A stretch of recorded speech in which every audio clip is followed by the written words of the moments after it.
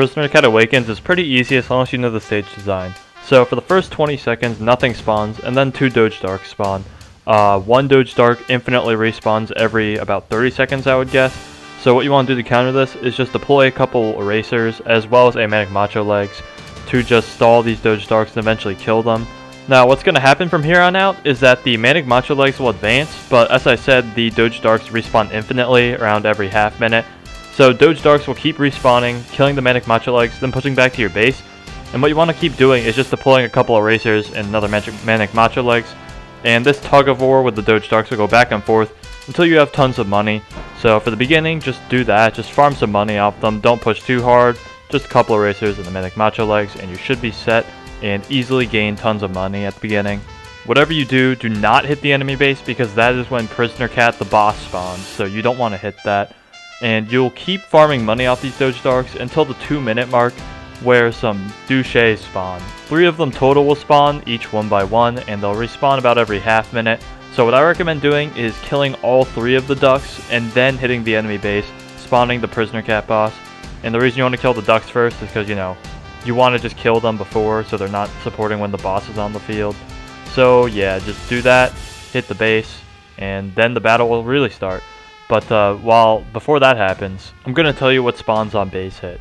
So, of course, Prisoner Cat the boss spawns. He's basically a super backliner with a really far-reaching LD, and he is supported by a Rainy D, a couple Metal Doges, and a couple more Assassin Doges. Now, once your troops hit the base, what you want to do is just stop deploying everything, just cease all production, because all of Prisoner Cat's support units are way faster than he is.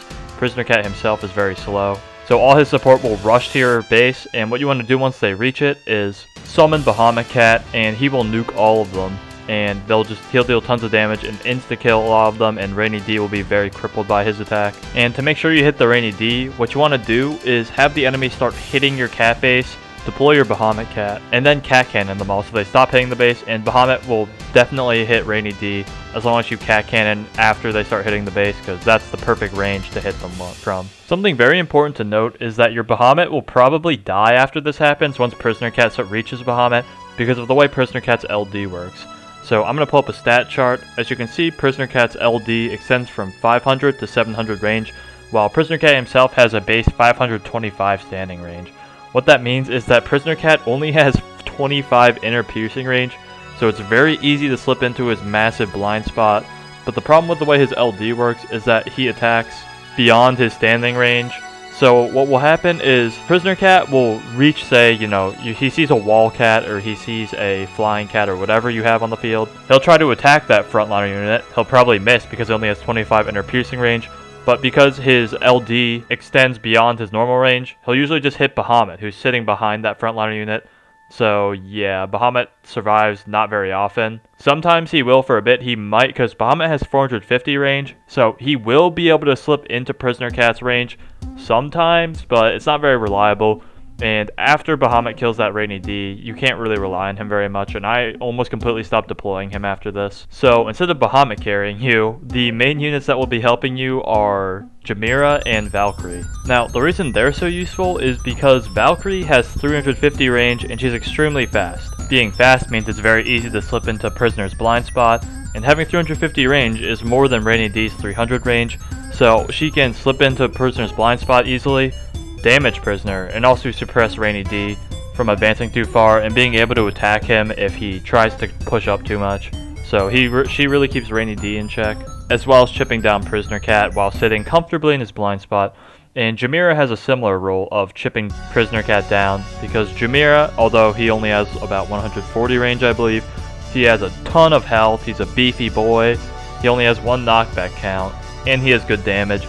So he's a tank that can just walk to the front lines, punch Prisoner Cat a couple times, punch the Metal Doges, and then just die. If you didn't know, Jamira has a 30% chance to knock back non-metals, so if he's punching Prisoner Cat, he has a chance of knocking Prisoner Cat back, which is good for gaining ground, and it also allows Valkyrie to attack the Rainy Ds, who often cower behind Prisoner Cat. Since Prisoner Cat only has 4 knockback counts, he doesn't budge very often, but the Rainy Ds have about 20 knockbacks, so they get juggled like a ball, and they'll end up just hiding behind Prisoner and attacking your units.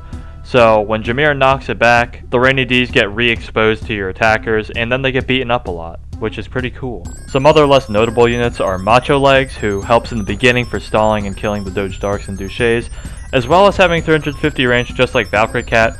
So think of him as a weaker, slower Valkyrie Cat, so Macho Legs is often able to slip into Prisoner's blind spot pretty consistently. If you don't time it well, he dies. I didn't really time him at all, I just got lucky and got a couple Macho Legs in, and you probably will too if you just spam him. So he's pretty useful, along with Cat Gang, who is a super fast, kind of rusher type unit. He's not very important, I just brought him for shits and giggles. As well as, of course, your trusty Meat Shields, who help hold the front line. And Flying Cat, who I didn't really deploy that much, but you know, he's cool too, you don't really need him. But yeah, that's this strategy. On to the next one. Typically, the second stage is supposed to be harder, but with my strategy it's easier. The items you want are Rich Cat and Sniper. You don't need Sniper, but I like bringing him anyway as a comfort thing. Now, the idea here is to cheese the stage, so deploy Jamira as soon as you can, and then just start deploying some of your units, mostly tankers, mid-rangers, and a couple of racers here and there. The enemies, the Prisoner Cats spawn on their own in this stage, but they have very little support at the beginning. It's mostly just Prisoner Cats, Gabriels, and a couple Wall Cats for the first minute of the battle, and you want to take full advantage of this. Rush them down with your mid-rangers and Craze Cats, as well as Jamira, and when you can, deploy Awakened Bahamut so that he is able to slip within the Prisoner Cat's ranges, as well as attack all of them consistently, and follow suit with deploying Holy Valkyrie. And what will happen is, so in this level, just one of the Prisoner Cats is the boss enemy, and when an enemy is a boss enemy, it means it can't get pushed behind the base. So all of your attackers will shove this boss enemy Prisoner Cat up to the front of the base and start beating the crap out of him, while the other Prisoner Cats are also helpless due to their 500 range blind spot. And as long as you're spamming your erasers in just all of your units, the supporting Gories and Celebudos will be unable to help because you built up such a force in the beginning of the level when they weren't there. And so at this point, just keep spamming, and you'll eventually cheese the stage after you kill the boss prisoner. The other prisoners aren't bosses, so they'll get pushed behind the base, and you'll basically just go ham on the enemy base until it dies, and the Prisoner Cats will go with it, and you'll win.